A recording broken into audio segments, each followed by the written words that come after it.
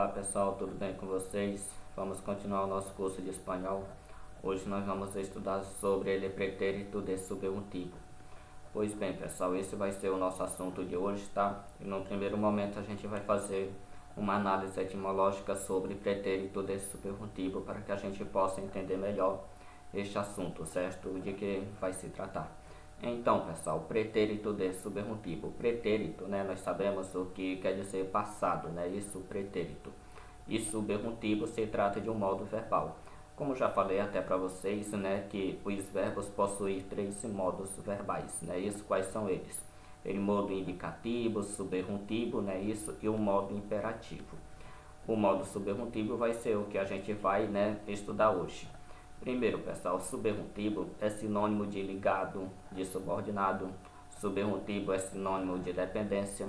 Isso significa dizer que sempre quando a gente vai ter um verbo no modo subjuntivo, né, ele vai depender de um outro verbo para que tenha, né, a sua atribuição completa, certo, pessoal? Isso é uma das particularidades do modo subjuntivo, né? É que quando o verbo está no modo subjuntivo, ele vai sempre depender de outro, né? Para que tenha a sua atribuição, né, completa, certo? Então, pessoal, a gente viu que o modo indicativo, né, pessoal, quando a gente falou desses modos verbais, existe um modo indicativo que sempre indica uma certeza, né, isso, e o modo subjuntivo, ele vai indicar uma dúvida, ele vai indicar uma incerteza, ou seja, uma hipótese, né, isso, e o modo imperativo, né, a gente sabe que indica uma ordem, pedido. Pois beleza, o modo subjuntivo, ele indica uma incerteza, né, isso, uma dúvida, indica uma hipótese. E é com base nesse princípio que nós vamos começar, né, este assunto de hoje. Pessoal, quando a gente fala de pretérito de subjuntivo, né, a gente fala de um assunto bastante complexo, porque quando a gente fala de pretérito de subjuntivo, né, a gente tem aí três tempos verbais. Quais são eles? Pretérito imperfeito de subjuntivo, pretérito perfeito de subjuntivo e pretérito plusquamperfeito de subjuntivo. Juntando esses três tempos verbais, né, forma o que a gente chama de pretérito de subjuntivo. Beleza? Na nossa aula de hoje nós vamos estudar somente ele pretérito imperfeito de subjuntivo, aí posteriormente a gente vai estudando esses outros, certo? Então vamos lá, pretérito imperfeito de subjuntivo. Pretérito quer dizer passado, né? Isso. Imperfeito, pessoal, quer dizer uma ação que não foi completa, né? Isso, que não foi fechada, né? Isso, uma ação incompleta. Se diz uma ação imperfeita, certo? E subjuntivo indica uma dúvida, indica uma hipótese, né? Isso. Então veja bem, a gente utiliza os verbos em pretérito imperfeito de subjuntivo para quê? Existem várias atribuições nesses tempos verbais, né? Eu listei somente algumas delas aqui. Primeiro, a gente utiliza ele pretérito imperfeito de subjuntivo para expressar desejos e hipóteses sobre hechos passados, ou seja, expressar desejos, né, hipóteses sobre feitos, sobre acontecimentos, sobre fatos no passado, né, que já se passaram, conforme ele é um pretérito, né? Isso, então o fato tem que ter passado, né? E também contextualizado numa dúvida ou numa hipótese ou no desejo que deveria ou não ter sido, né, se concretizado no passado. Por exemplo, esperava que ayer pudiera salir com Juan. Nós temos aqui um período composto por duas orações. Esperava é a primeira oração, a oração principal. Que ayer pudiera salir com Juan, segunda oração. Observe que pudiera, né, ele depende do verbo esperava, certo? É por isso que esse subjuntivo, né, pessoal, é sinônimo de dependência, porque sempre quando a gente tem um verbo no modo subjuntivo, ele vai depender de outro verbo para que se tenha ali, né, as atribuições do modo subjuntivo do jeito que deve ser, certo? Então veja bem, esperava que ayer pudiera salir com Juan, ou seja, eu esperava que ontem eu pudesse sair com Juan. Então isso é algo incerto, né? Isso é um desejo que não se concretizou, né? Que deveria ou não ser concretizado em forma de hipótese. Então isso é uma das atribuições desse tempo verbal, dele pretérito imperfeito de subjuntivo, certo? Expressar desejos e hipóteses que deveria ou não ter sido concretizado no passado, certo?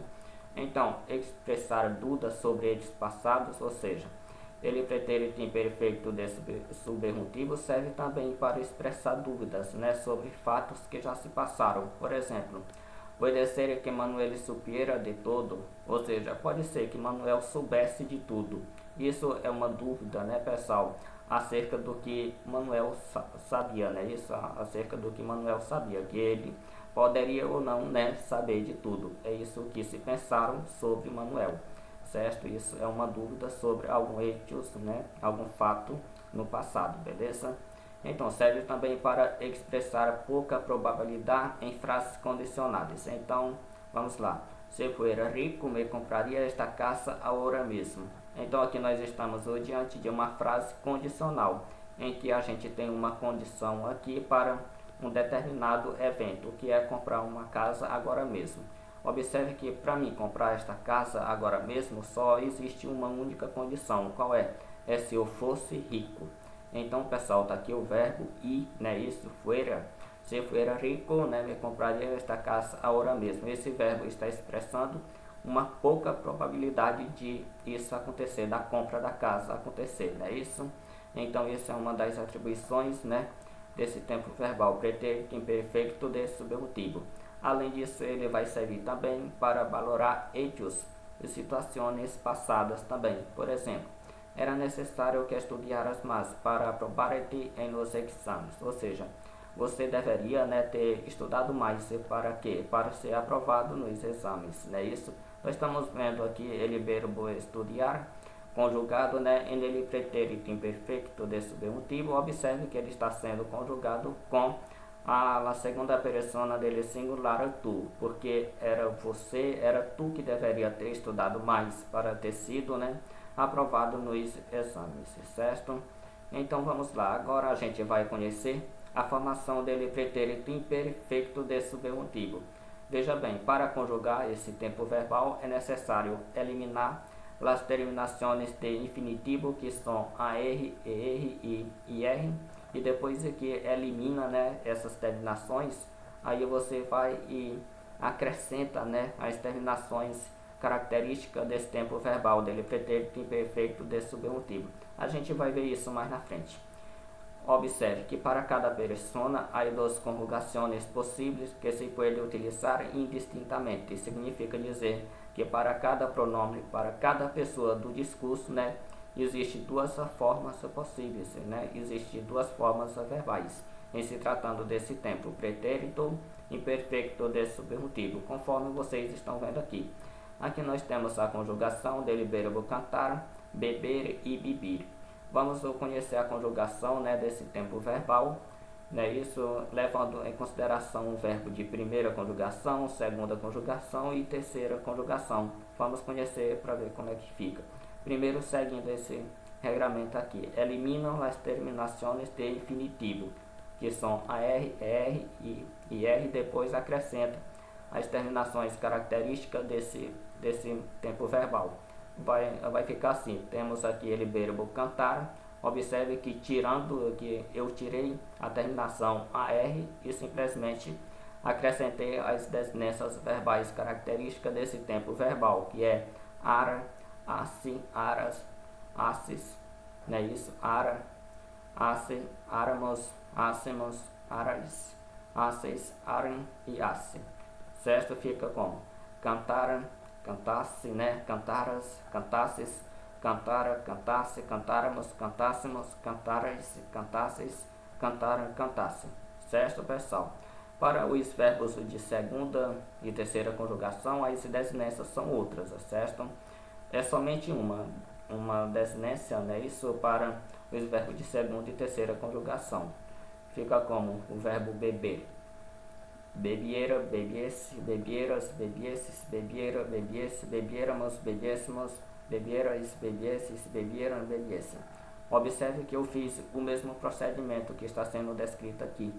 Eu simplesmente eliminei a desinência no infinitivo e logo em seguida acrescentei, né, isso, iera e esse, ou seja, as desinências desse tempo verbal, certo?